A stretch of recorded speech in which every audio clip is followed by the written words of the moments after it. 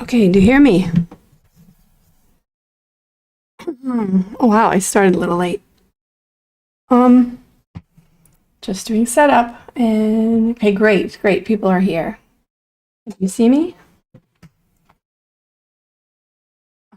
Do you see me? Okay, there we go. All right, so let's pick up where we left off unless you have any questions for me.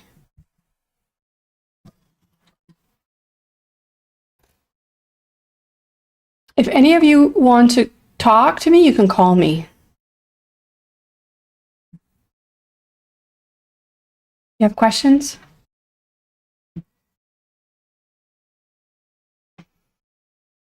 You can text me, you can call me. I gave you my number before.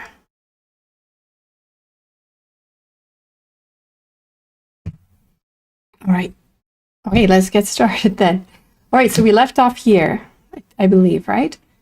And okay, good. It's about 10 people turned out so far. All right, so let's continue. Hopefully you're in a comfortable place. Quiet place where you have headphones on. You remember my number, right? I won't put it in the chat, but you should know it. It's in the prontuario. It's on the website in Moodle. I opened up Unit 2 last week, and there are additional problems. We're going to work steadily through them. They should also be, that material should also be on the first test, okay? Because all it is an introduction. Well, if you've not had experience with interest rate conversions, I introduce the concept of interest rate conversions, and we repeat all the problems from Unit 1, or similar problems to Unit 1, but with interest rate adjustments. Okay, so we'll talk about all that later. Okay, so we left off with mixed cash flows. I showed you how to solve those in the calculator. And then I proposed at the end of the class that if you had infinite cash flows, you couldn't use your calculator to calculate that the way we're using it, right? Because you would have to sit there infinitely entering values. So we need something else for that. And a minute, let me put up the chat. Okay. And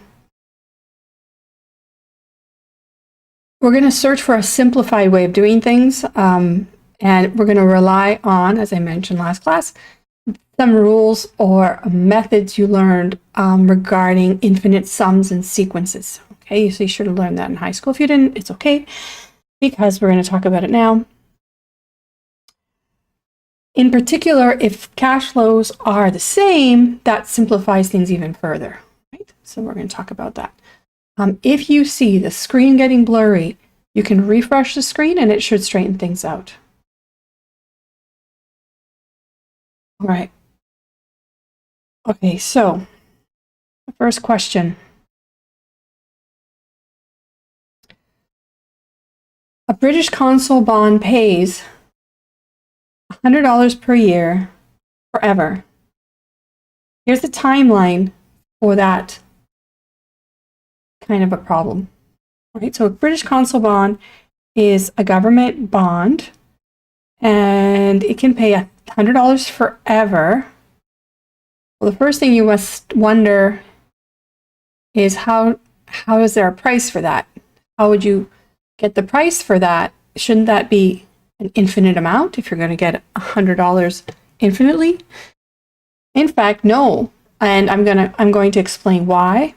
And we're going to use the answer to the question why to give us a formula that we can use in problems like this. And then I'll tell you about other applications for the same model. So this is known as a perpetuity. So that's the word for forever. Okay, so payments occurring forever. Notice these are at the end of the period, and they go forever. You're told that the yield to maturity is 5%. Well, what is that number? Remember I told you we're going to take our basic time value of money questions across many different problems or types of problems, and we're going to use it repeatedly. However, we're going to name the interest rate something different every time, okay? When it comes to bonds, now what are bonds?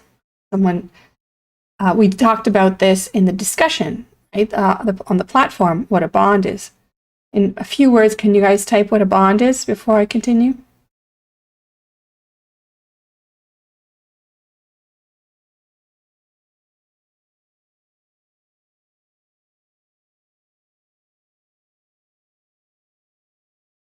A bond is like a loan. The owner or the creditor has loaned money to either government or a corporation or business. And the contract or the loan is the bond in indenture. And it's like it's a contract, it's a statement, and it explains how the payments will be made. In this case, the holder of the right, well, it's like a loan. The holder of the bond is promised $100 per year forever, and they're told that the yield maturity is 5% to retain that. So that ties together the price, the payment, and the interest rate, which we'll call the yield to maturity in the bond market for bonds. Okay, so what's the fair price? What's the most you'd be willing to pay for this? How are we supposed to do this? You may have seen problems like this before, relating these variables. Notice I said the word payment.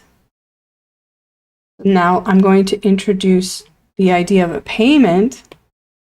And it comes in the context of bonds, but we're going to first, before we get there, and into more various kinds of bonds.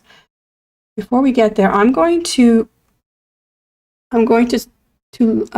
relate these three variables. Okay, so we have the price, which I will call PV0, the price of the bond. So the price of the bond, what you pay goes into like a fund, and that fund at 5% is giving out the $100 to the creditor, the bondholder. Okay, now the other side of it is the debtor, the bond purchaser, or the bond issuer. That's better. All right, so this is the relationship between the price, the yield, and the payments that are received. Right? So now with this relationship, can you guys tell me the price?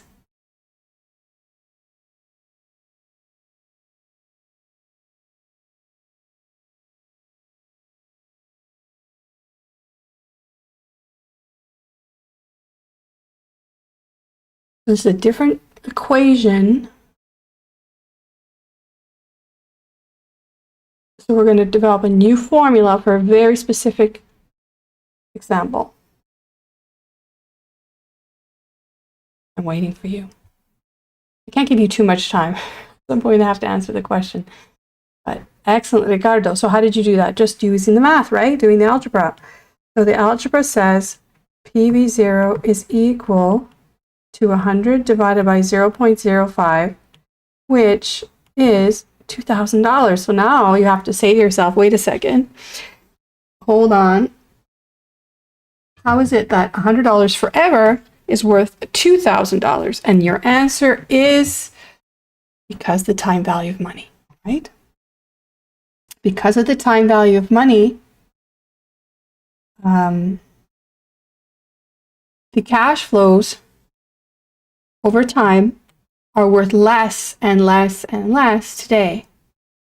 So the first cash flow at the end of the first year is actually worth $95.23. The second cash flow is worth less today, and so on. So this is going to diminish in value the further and further away the cash flow is from today. So eventually, you will be adding zeros. So that fact and our algebraic calculation together tell us that before they become zero, the sum of all those cash flows is a nice round $2,000. Okay? So we learned about bonds that they can be, bonds and stocks can be issued, and then after the first issue, they can be traded in secondary markets, and we can talk about that. We'll talk about more about that later. But this is how I would, at the outset, if these were the terms, this is how I would price that bond. And this is the most I'd be willing to pay. If I got the bond for less, it'd be worth it, right? I'd be getting a deal, discount. All right, so now let's look at this situation. This is the simplification formula that we're going to use for infinite level cash flows with this pattern. Okay, so what pattern? It's going to be, so here's a more general case I put here. We're going to call the first cash flow 1, the subscript 1, and then they're always the same after that. This is the timeline that corresponds to this formula up here. And the conditions are, first,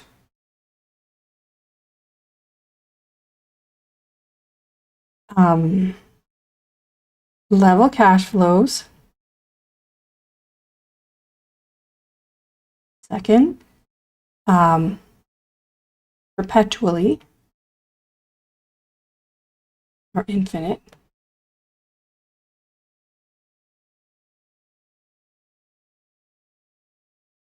Cash flows. They have to be level, they have to be the same, they have to be forever. And third, the first cash flow at the end of period 1.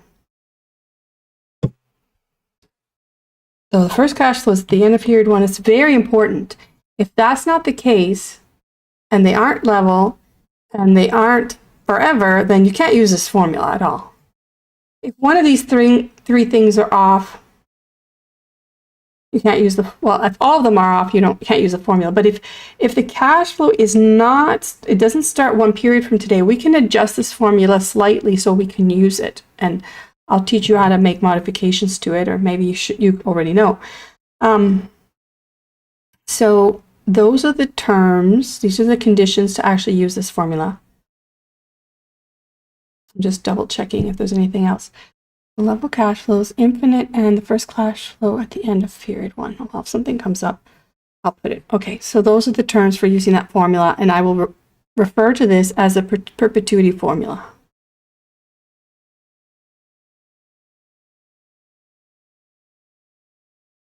Any comments?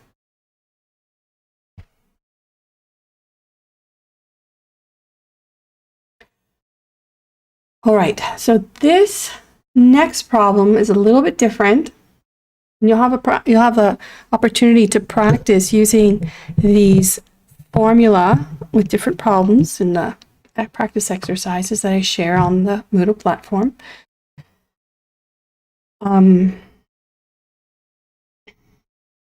So here you see the pattern is a little different. What's the difference between this problem and the pattern of the last problem?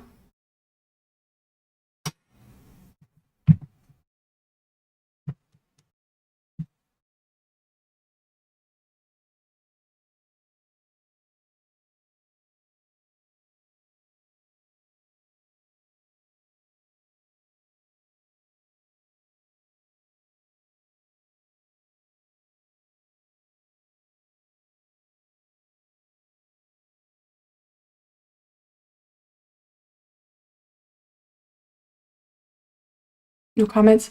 Well, let's look back. Maybe you don't have the notes to look at. So here's the first one. This is, let's bring it over. Let's bring it over. Yes.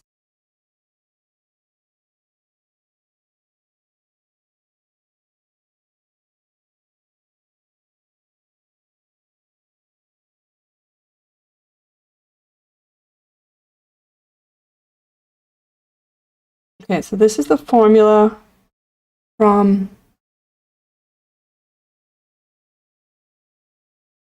what we just did. This is the perpetuity formula, and this is, so how is this different?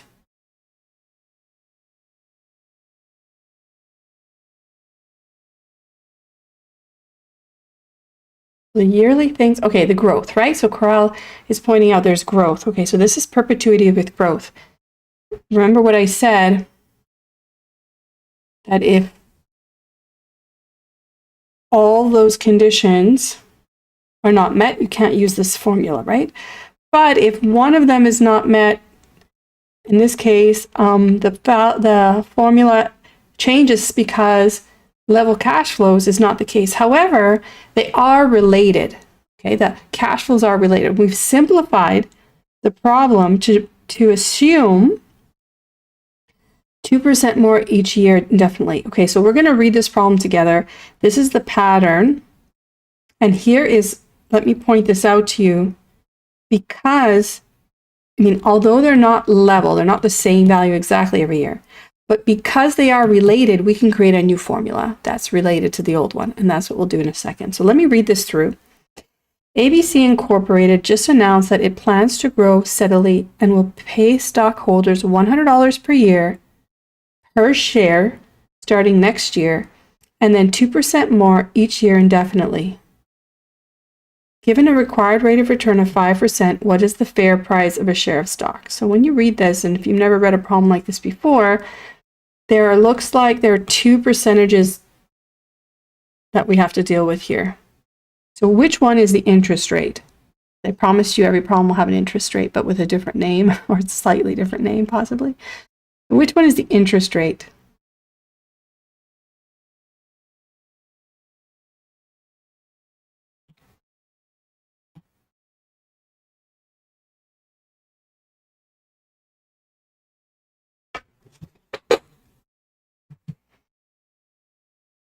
Any guess?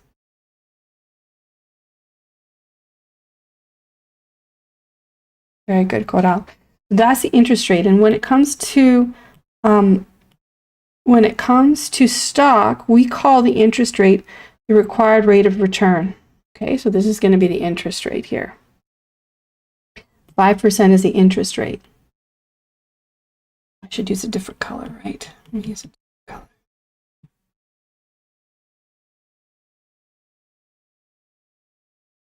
It's a different name, but that's for stock. So this is a simplification of the announcement. We're going to take it on face value that the firm's going to grow at 2% each year indefinitely. All right, so this is a corporation. It's incorporated. That's what Inc. stands for. And if you read chapter 1, or you already knew, corporations are owned not necessarily by the people who run it. Okay, corporations are owned by stockholders. Stockholders own the corporation.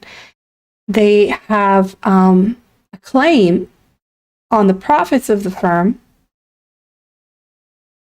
And although the managers are the ones who run the firm. Okay, so the way the managers are controlled by stockholders is because stockholders elect a board of directors that is responsible to oversee the operations of the managers of the firm that are hired to run things. Okay, so that is the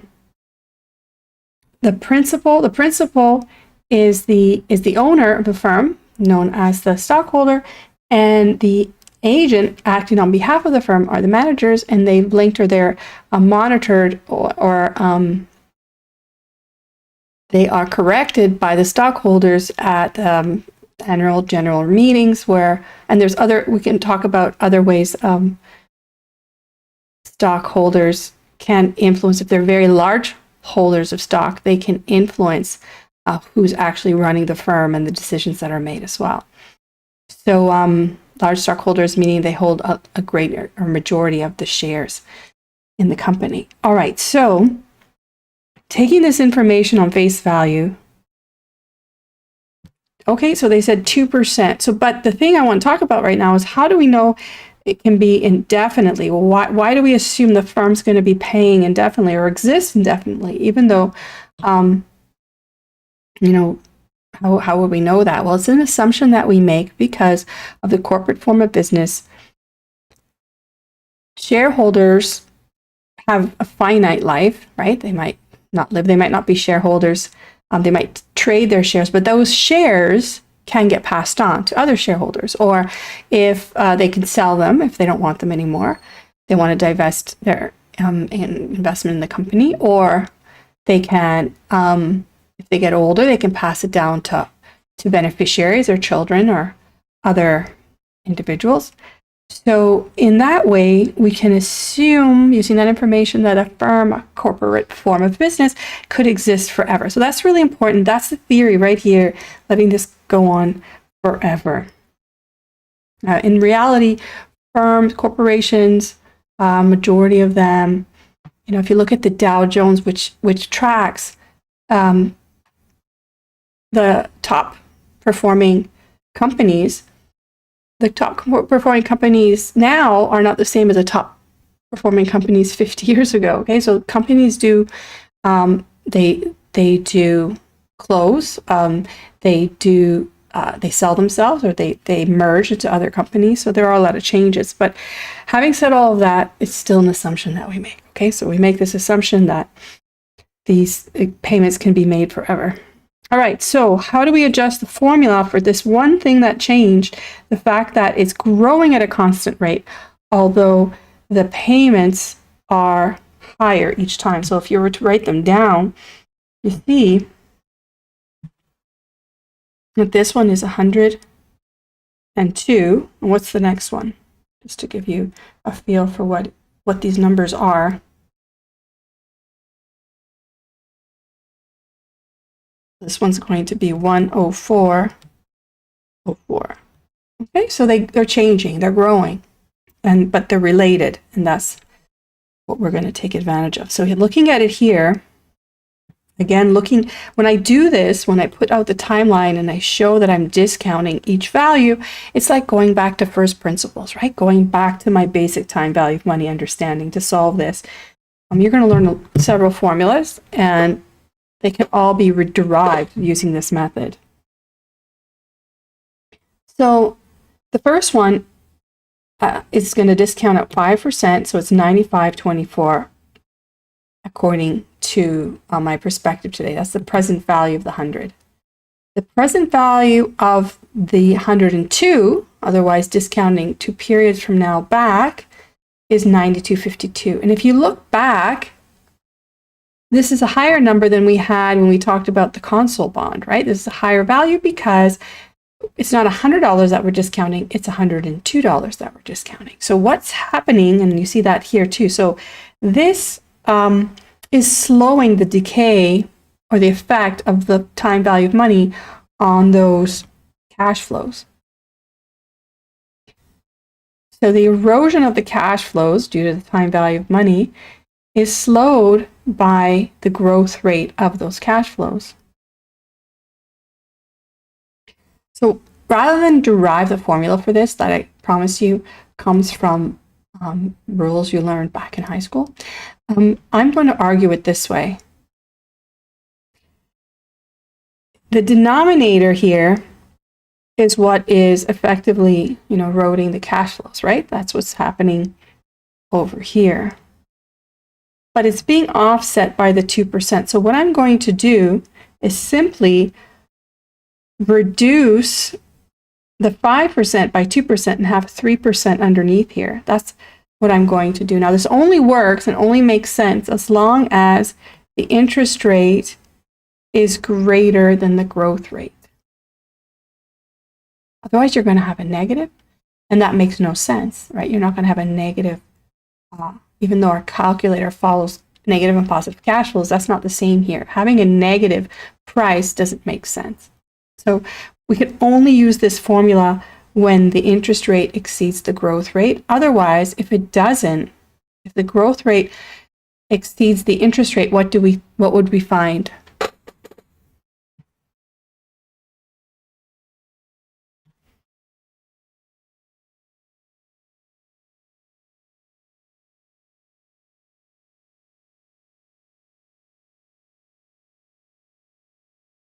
What do you think would happen if I was greater than G?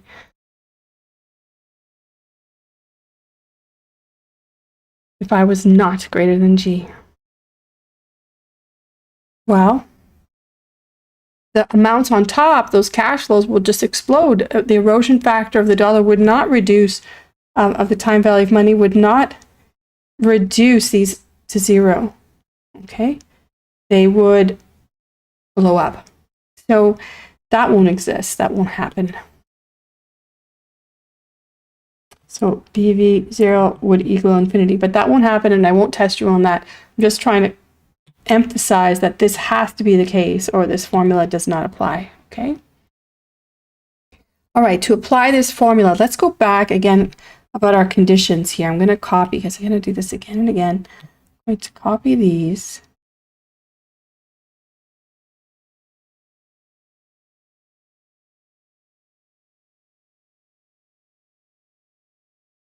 And talk about these here. So this was a simple thing. So let's see what I have to change. So it's not level cash flows. The cash flows are, I'm going to say cash flows grow at a constant rate G. That's how I'm going to fix that. Cash flows, I'm going to write CF to save space. So cash flows grow at a constant rate.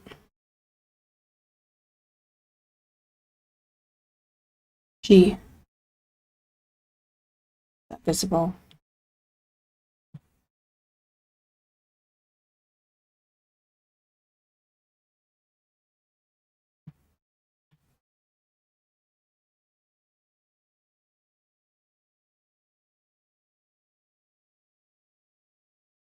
Visible.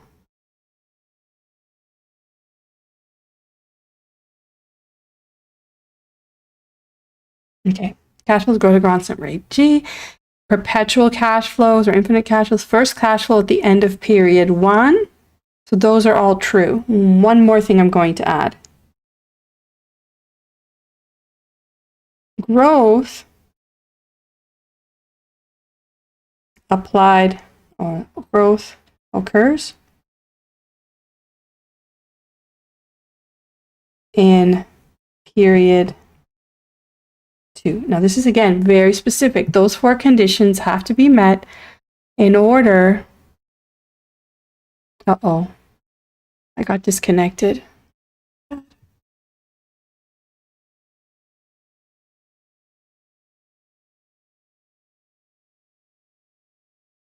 Something happened. Hold on.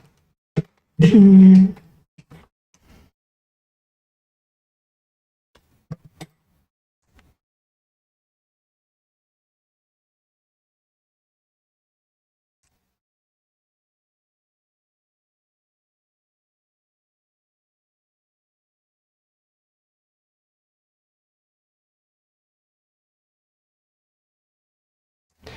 hearing me? I'm not sure. Disconnected.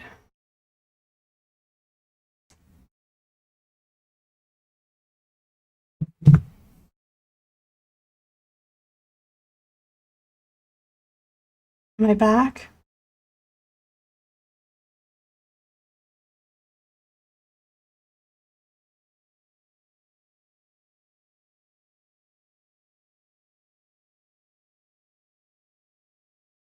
I don't know. All right, what'd you miss? I guess a couple minutes there. I don't know. My Wi-Fi not working, but I'm connected. Okay, here, let's try this. Okay, I'm going to continue. So what did you hear? What was the last thing you heard? So growth occurs in period 2. Very important. So we wait 1 year for the first payment, and then growth occurs after that. If that's the case, you can use this formula, right?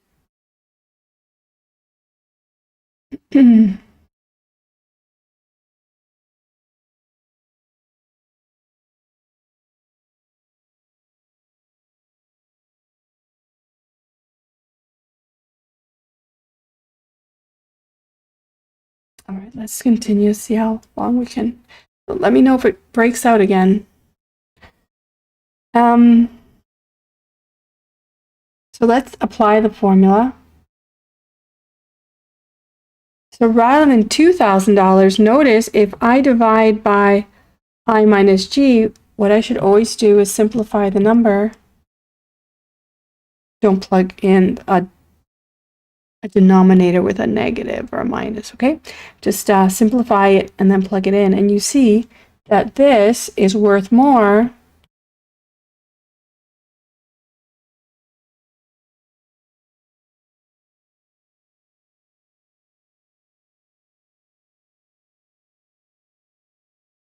than the British Consul bond, where there was no growth. It was just perpetual cash flows at the same amount, or the same amount. Okay?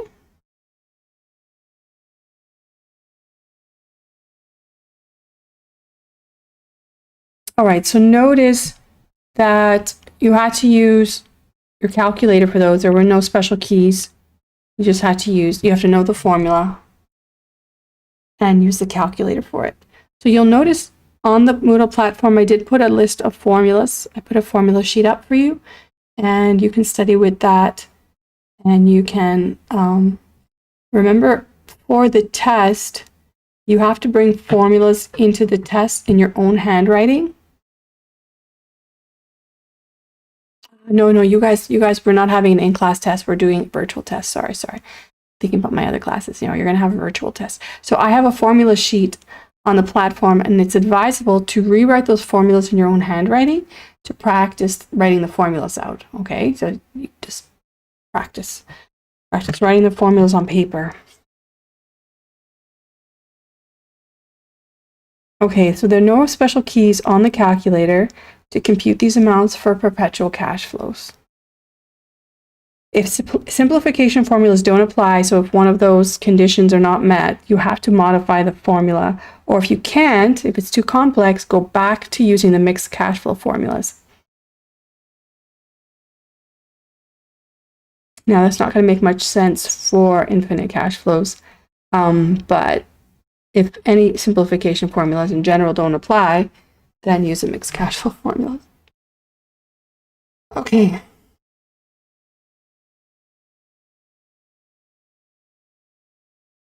Have a look at this problem.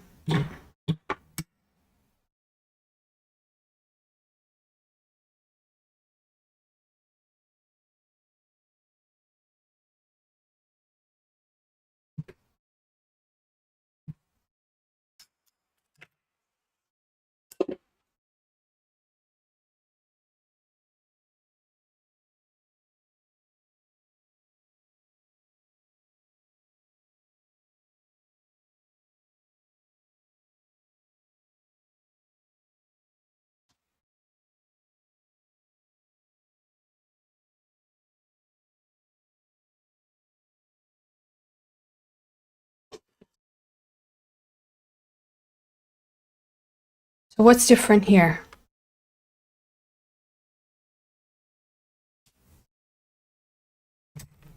What's different here?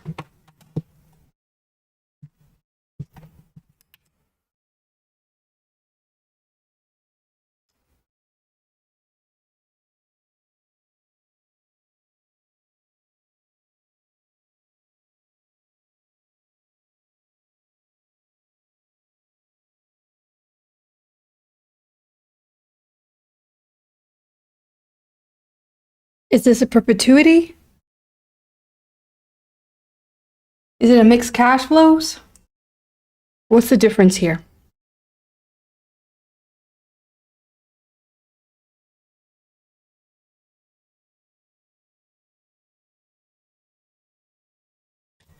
Okay, there's payments, right? And they're fixed. It's not infinite. Stops. All right, so what do we do in this case? This is an example of an annuity. So this is an example, even though they're not infinite cash flow, so this is not a perpetuity. However, because they're the same, we can use, right, so yes, Coral, it's not in income or investment, but it's a loan, right? That making a payments on a loan. But the difference is that it's not perpetuity, it's fixed. amount and they're the same. When that's the case, what you have is called an annuity. All right, annuity is a term used for this kind of lump sum amount payment that you either make, so you receive payments in the future, or you borrow a lump sum and then you make payments into the future. So either way, we refer to that idea of a fixed number of payments with the same amount as an annuity, or some relationship between the amounts. There has to be a pattern. And I actually derived the formula here. So I use at the core of all these formulas, you're going to have the basic time value of money formula and the perpetuity formula, right? With those two formulas, you can create all the formulas that we're going to use. So I'll prove it to you. So here we have this drawing here is the perpetuity formula. So these are cash flows forever. And there's the formula for that. What is an annuity except a perpetuity with a perpetuity where the payment stops? So it's not really perpetuity. So we need to remove these remaining payments, the later payments, into perpetuity off of our perpetuity. Okay, and that will leave us the annuity formula. So look what I do here. This is the perpetuity in the future. So there's the value of it. The value is 1 period before the first payment. So often time t, so this could be 10 and then this one 11. For instance, in our problem we had 48, so this is 48, this would be 49, t plus 1. So 1 period before the last payment, I'm going to value, no, I'm saying that wrong. 1 period before the next payment after the final C1, I'm going to value that perpetuity that I'm going to lop off. I'm going to subtract off of the value of this one, top. So this is C1 over I, but I can't add or subtract this amount over here at time 0 and this amount here at time t. What I have to do is use my basic time value of money principles to discount this amount back. I call that price our present value B. And now it's also at time 0, just like present value A is at time 0. And I can subtract this amount off. When I do that, I can simplify a bit. And what I get is this formula. So this formula is the perpetuity formula with an adjustment for the fact that it's not infinite amount of payments. Okay? So this is an adjustment factor here. So you can think of it like that. Now this formula is programmed in your calculator. Guess where it's programmed? Guess where you can find it? You're going to find it on the TVM row using the payment key. All right, so you're going to use the values in the same way that you did before, but now you're going to use the payment key. So let's get back to our example and plug this in, and then I'm going to recap those conditions to use the formula. Notice 1 period has to pass before you get the first payment or make the first payment. And then the subsequent payments are all the same, and the payments stop at time t, last payment. All right, so when we put these numbers in, you can do this mathematically. All I've done is put, so it's $100 is the initial cash flow.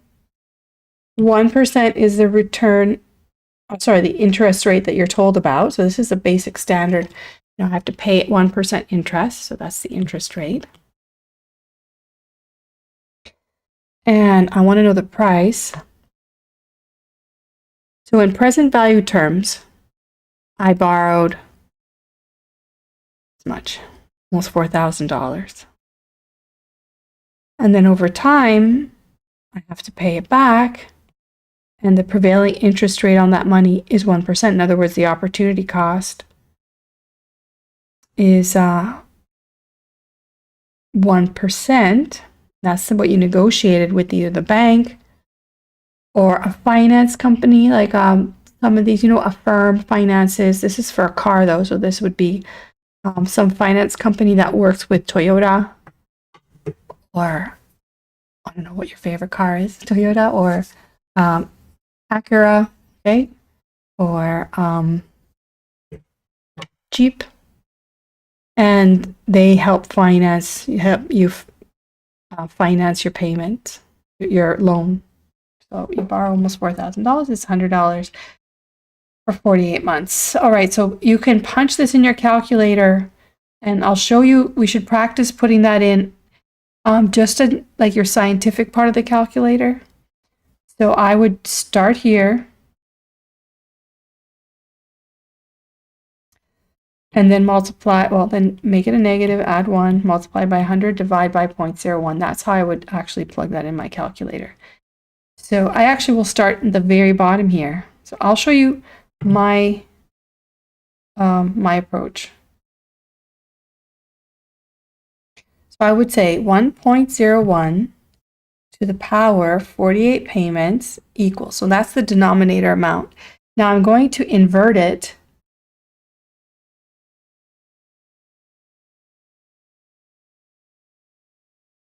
and then I'm going to make it a negative and add 1. So that is now what's in the brackets. Oh, let me do that again.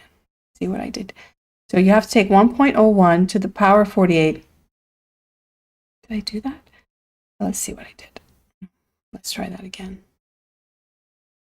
Let's try that again. 1.01 to the power of 48 equals, you have to invert that, make it a negative, and add 1. All right, so that's correct. And that is the amount in the brackets, in the square brackets. And then you multiply by 100 and you divide by 0.01. And that should be the price. Yes, it is. I'll do it again. 1.01 to the power 48 equals, invert that with that key. I mean, I can show you, this is the key. Then change it to a negative using this key.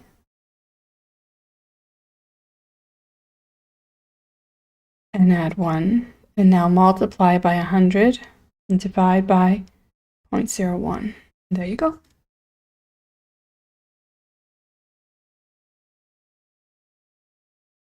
So let's use the TVM functions now, unless you have any questions for me about what I just did.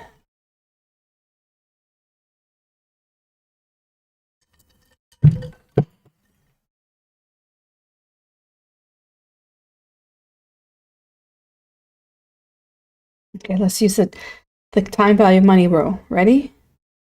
So in N now, what I'm going to put is the number of payments, right? Duration of the investment. Oh, question. Does the time has to be always in months, or can you put it in years? Aha. Coral. You have hit on something I forgot to mention. So right now, I asked the question in the simplest way, and I told you the payments are monthly. In fact, if it's not clear and there's a disconnect or a different frequency mentioned between the interest rate and the payment timing, you have to make an adjustment, and we're going to get to that in Unit 2. But for now, the timing of the payment is monthly, and the interest payment is at an interest rate that's monthly. So in fact, because these match, we use the formula as is. If they're different, we have to adjust things, and then we can still use the formula. And I'll show you how you have to adjust things. You adjust things by changing the rate to match the timing of the payment. That's the most important. That's going to be your tether. That's what's going to drive your formula or your variables. Okay, so you're going to be influenced by the timing of payment. So I'm going to say this here, and you'll see me repeat it. Step 1 to solving these problems is identify the timing of payments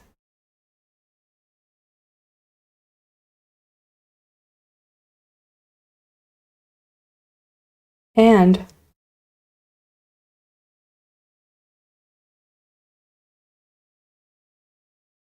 convert all variables to the same frequency. So in this case, it's monthly. So the interest rate has to be monthly. Did I answer your question, Coral?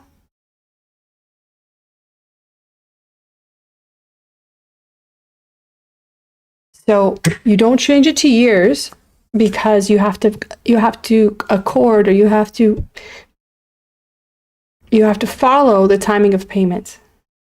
Okay? Sigue seguir the timing of payments. Okay.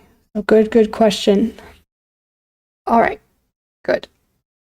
So let's do the time value of money formula.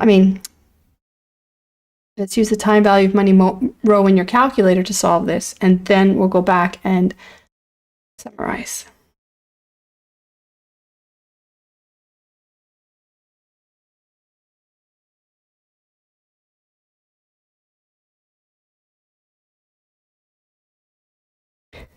So, periods, so I'm going to refer to the duration of the investment is 48, but these are in terms of payments now. Interest is 1%. I'm going to skip PV. Payments are 100. Oh, that was not work. Right, 100. I'm not interested in FV. I fill in FV with a 0, and I compute PV. That did not work. Compute. Did something wrong. Okay, so 48. Interest is 1. Payments are 100. And 0 in FV. Compute PV. There we go.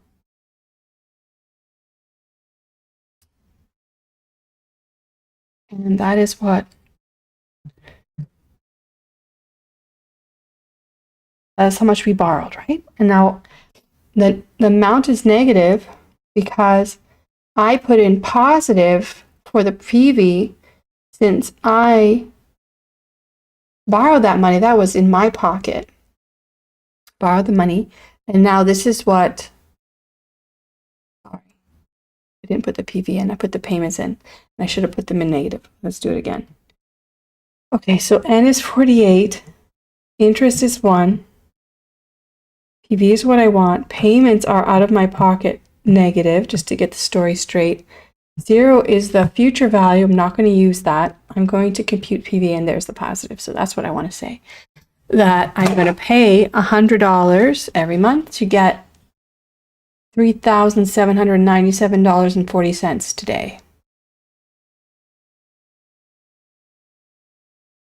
Should I do it again?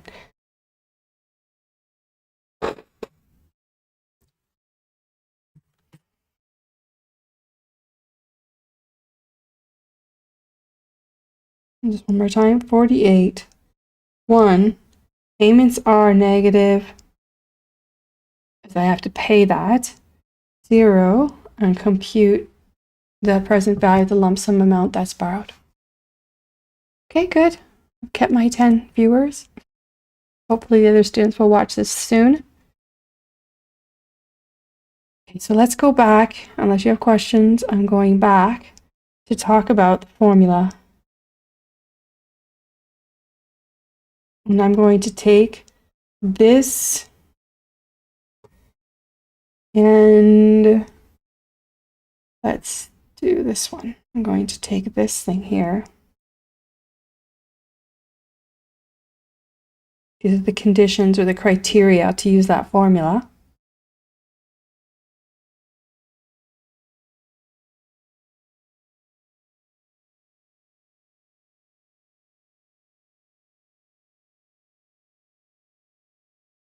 I'll put them here. No, I'll put them up here.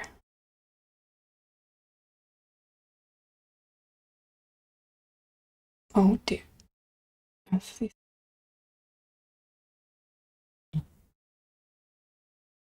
So let's see.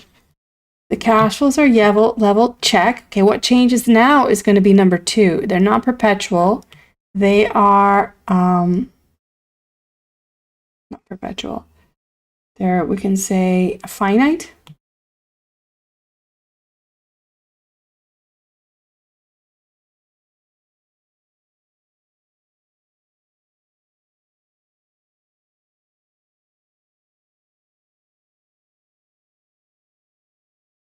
Finite number of payments.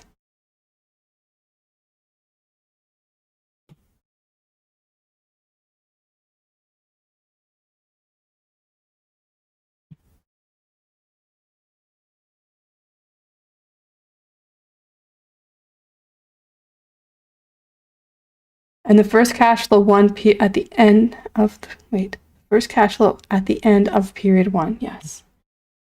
Yes. Yes.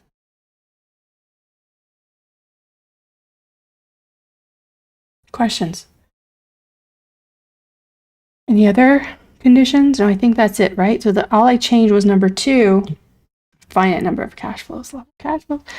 So like I promised, the formula will change if you be modified if any of those conditions from the perpetuity formula are not met. So just like the time value money formula, you can use this formula. There are 1, 2, 3, 4. There's 4 variables. So as long as you know the other 3, you can find the 4th one. That means you can find PV if you know the first cash flow, you know the interest rate, you know the time or duration of the annuity. You can solve for the initial cash flow too if you know the price and you know the time and you know the interest rate. So in the same way you can solve for a T, you can solve for I. Right? So just like the basic time value of money formula, this formula is programmed in the calculator. As long as you know the first 3 or 3 of them, you can get the 4th from the calculator. All right, so I have the steps here to put it in your calculator. And okay, any questions? No questions?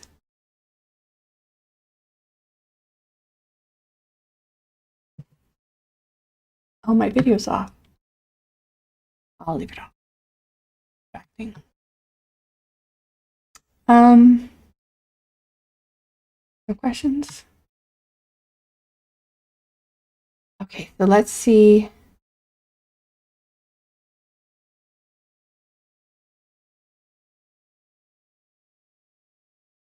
How are you guys set up? I'm wondering if you guys are watching on your phone and you have a paper and a pencil or a pen writing things, or you're just kind of sitting back.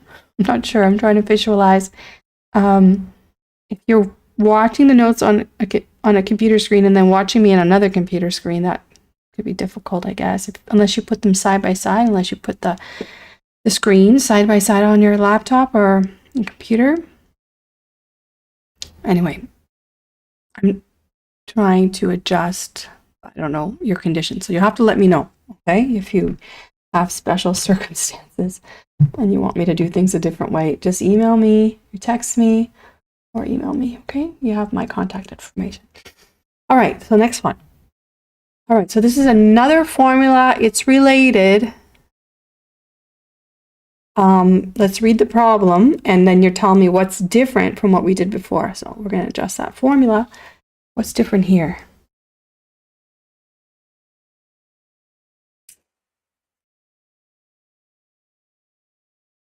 You sign a 5-year lease to rent your office space to a dentist for $1,200 per month. To be received at the beginning. Okay, so I underline it. Okay, that's a good way, Gabriela, because then you can write in the notes. You're watching on the iPad and taking notes. Oh, on paper, I guess. I hope this is not, I'm not making it difficult. Let me know if I can make it easier.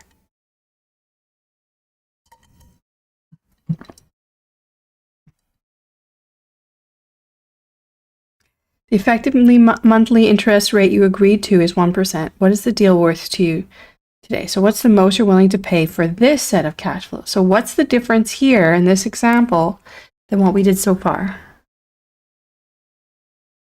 In other words, in the other annuity formula.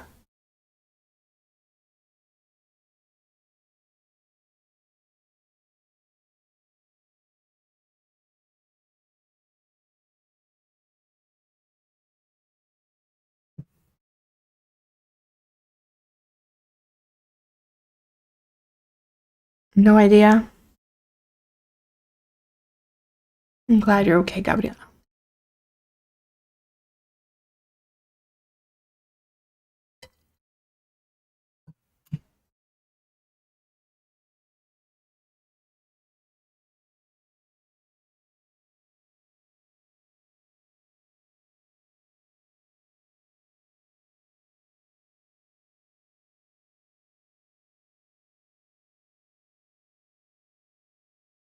No idea? Nobody? What's the difference? Anybody notice the difference? Let's go grab pattern from here.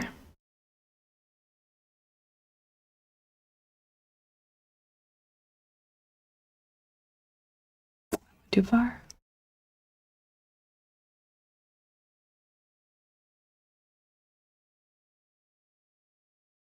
There.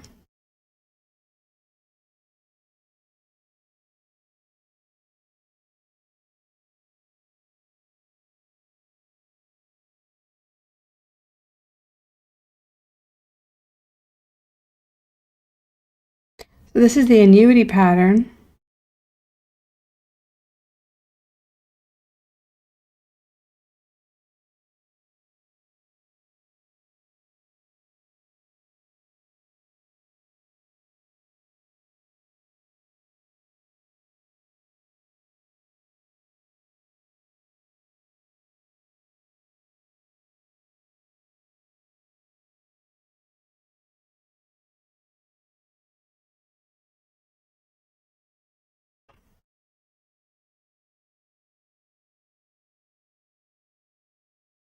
So what's the difference between the annuity and this one? Well, it's this payment, right? And the fact that you don't go, there's T payments, it should end on year T, but there's T payments of 60 and the ends 59. Well, it's because everything got shifted up because the first payment is made now. And that's more realistic, really, because you pay your you pay your rent at the beginning of the month, not at the end of the month, you pay up front.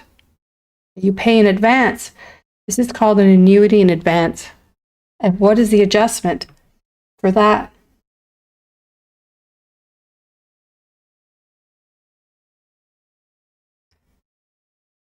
There's going to be 3 approaches to adjusting this. Let's see if you can tell me, what do you suggest? Be creative. How can I adjust the formula to incorporate this change of having a cash flow here early? In fact, the formula would only apply to these cash flows here. And then you would have to say 59, not 60. That's one way. Okay, so you can use a formula with 59 payments for annuity, and then add in the extra one today, which is just you add it because the formula will discount this amount to times 0. So this would be discounted to PV 0, you call it like part A, and then you would add this extra amount. So that's one way to do it. The calculator actually makes the adjustment for you. So this is where you tell the calculator you tell the calculator that you want to use the begin mode. Not assuming that the payments are at the end of the period, you want to assume the payments are at the beginning. In other words, it shifts the payments 1 period back. And you expect that this is going to be worth more, right? Because payments made earlier will not suffer so badly from the time value of money erosion, right? So $1 today is worth more than $1 tomorrow. That's how we should think about it. Okay, so that's one way to do it. Another way to do it, well, let's do one at a time. Let's do one at a time. So this is the first way. That's what I said. We have to turn the 60 to 59, so that has to be reduced 1. And we just have to add in the first payment. So those are the adjustments.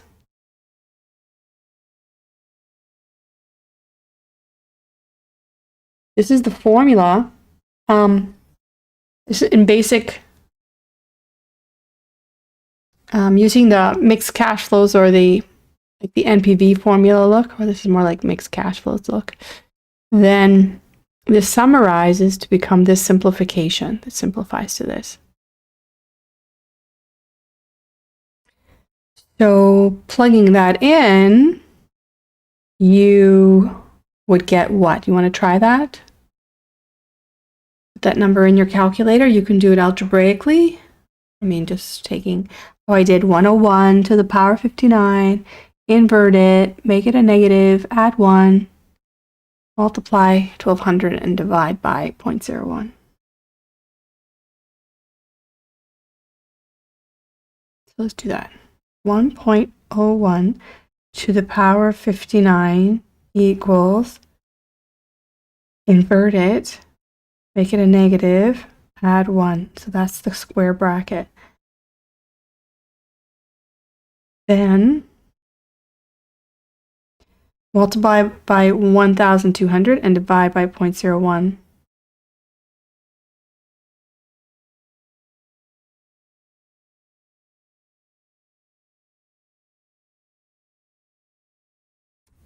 Are we done?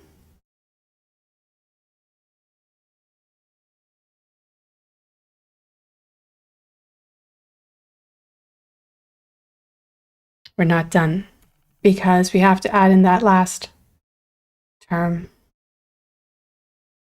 If you go back, that first payment was ignored, so we have to add it in, 1,200. So you just say plus 1,200. So 54,485 and 51 cents. Did you get that?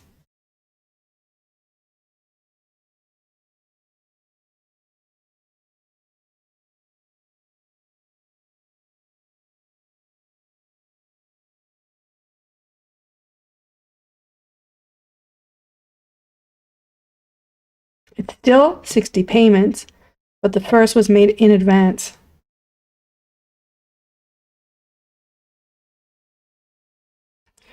So I'm going to refer to this as method 1, where I take the regular annuity with 59 payments and I add in the first payment.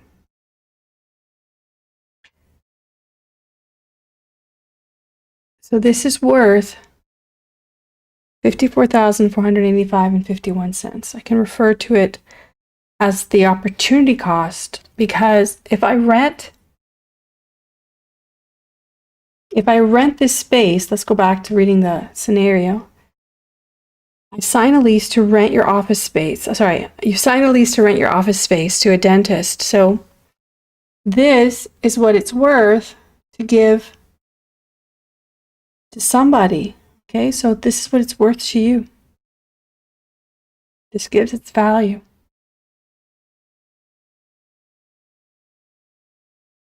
So we did get the answer. Should be happy, but I want to use this opportunity to show you how to do this in your calculator using the time value of money keys, right? I want to emphasize you should be able to do both. You should be able to plug this into your calculator manually, and you should be able to use the time value of money keys efficiently.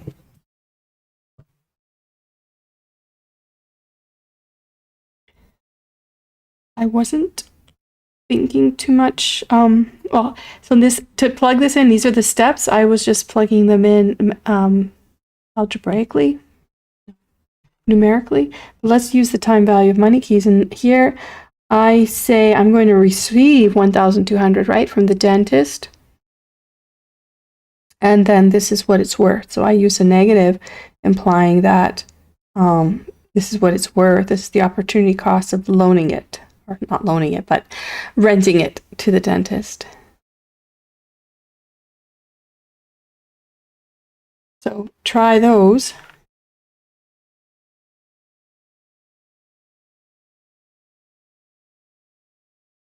So from left to right, 59 periods. Interest is 1%. PV is what I'm trying to figure out. It's $1,200 I will receive. 0 and FV, and I compute PV. Careful, even though that is a negative, that is the value. Because I put in 1,200 as the payments I will receive for my revenues monthly, this is the total that I'm giving up. That's why it's a negative, but I need to change that into a positive because I need to add in 1,200. If you don't do that, you're going to get the wrong answer, okay? Okay. We have 10 more minutes. I'm going to finish this and then encourage you to attempt all the exercises I put online if you haven't already. How many of you have already worked ahead? You can let me know. You can brag a bit in the chat. Let me know. But that's method 1. The method 2 is going to be using your calculator in begin mode, and the calculator makes all the adjustments. It does the adding in of the extra amount here, and it reduces this by 1. Okay, so let's do that. Method 2 is to set your calculator to begin mode so it knows you're just going to enter the regular annuity values and it'll adjust things for you, and you'll get the answer directly. The only catch is do not forget to return your calculator to end mode. Okay? Turn off begin mode, in other words. If you do not, the subsequent answers or the problems that you solve will have the wrong answers. Answers will be wrong, okay? So let's look at that. Let's go back to the calculator. And I'm going to clear TVM to avoid that confusing things.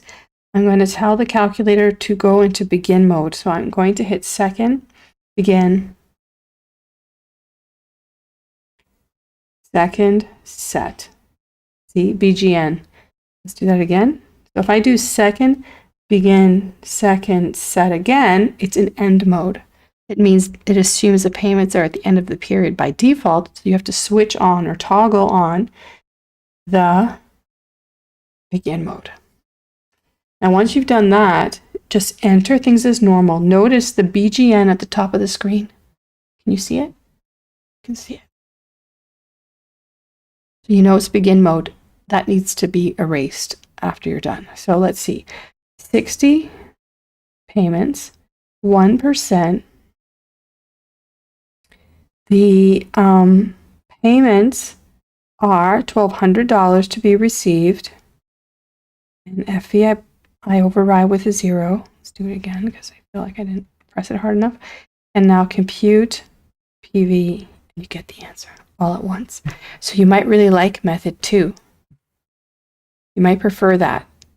But you still have to write a formula down on your paper for the exam, right? Because I mentioned that for exams, you have to write out your answers. You have to show me the formula and the final answer. Don't have to do every algebraic step unless I ask you. If I say show your work, you have to show me all the solutions step by step. Please listen when I'm saying this, because you're going to be wasting your time in your test writing out the solution when all I ask is for the answer, the formula and the answer.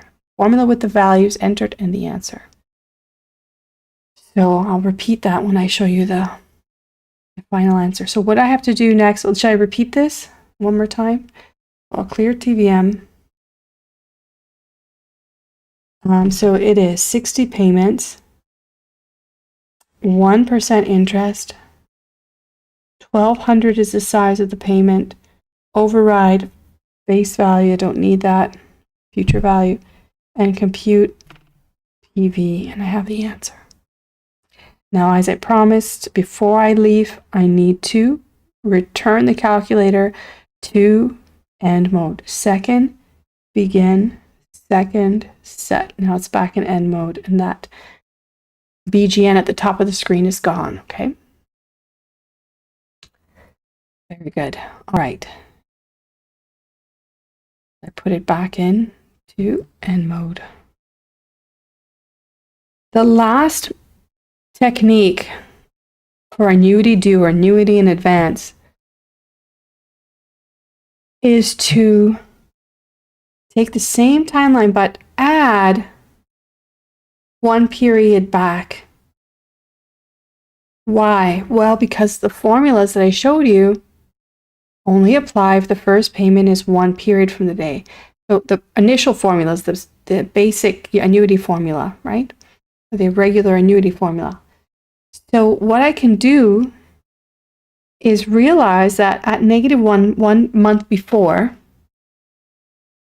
I could also find the price of these cash flows if I'm interested. What's the value of the cash flows 1 month before I make my first payment? Or sorry, I receive the first payment. Well, that's just a regular annuity with 60 payments. However, the price will be here. The present value would be at -1. So to adjust it, to return it to here, this is where I want my answer. I don't want it there. I want it here.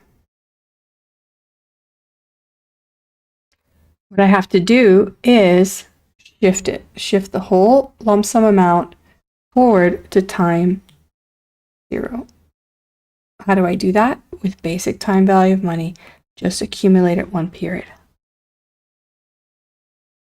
Okay, so I call this method 3. Now, whether the calculator intrinsically uses method 2 or the formula from method 1 or the formula from method 3, I don't know. But it's doing one of them, okay? So to do it this way, 60 period annuity accumulated 1 period would give you the price.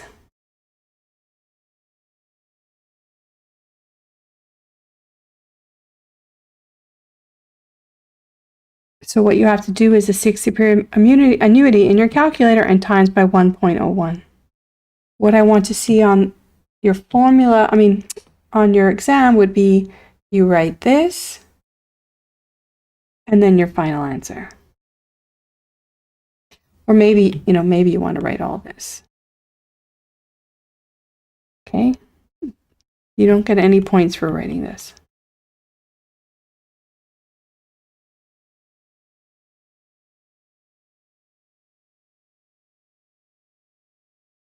You don't get points for mentioning the TVM keys that you used.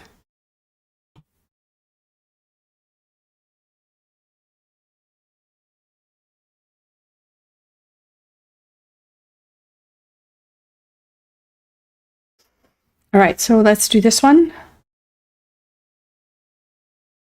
So I'm going to tell the calculator, I'm going to clear TVM, and I'm going to say there's 60 payments. Interest rate is 1. The payment is $1,200 to be received. And then I'm going to put a 0 in FV to override it and say compute PV. Now this is 1 period before. I can turn it to a positive. And then multiply by 1.01. So it's back at time 0. All right, so that's time. That's going to be it for today, but I'm going to encourage you to practice the annuity exercises that are provided on the platform. If you have time, work ahead with using these notes, all right? And I'm going to begin with looking at bonds tomorrow and how to value bonds. We're almost done with this set of notes. Just a couple more things. And maybe if I can get through it on Wednesday next week, we can start the interest rate conversion. So work really hard through Unit 1. Work ahead if you have time. And send me any questions or comments by text or email. You have my information in the syllabus, course syllabus. Okay. Okay, so goodbye for now. Unless you have any comments, I'm here. If you have those, you guys can go.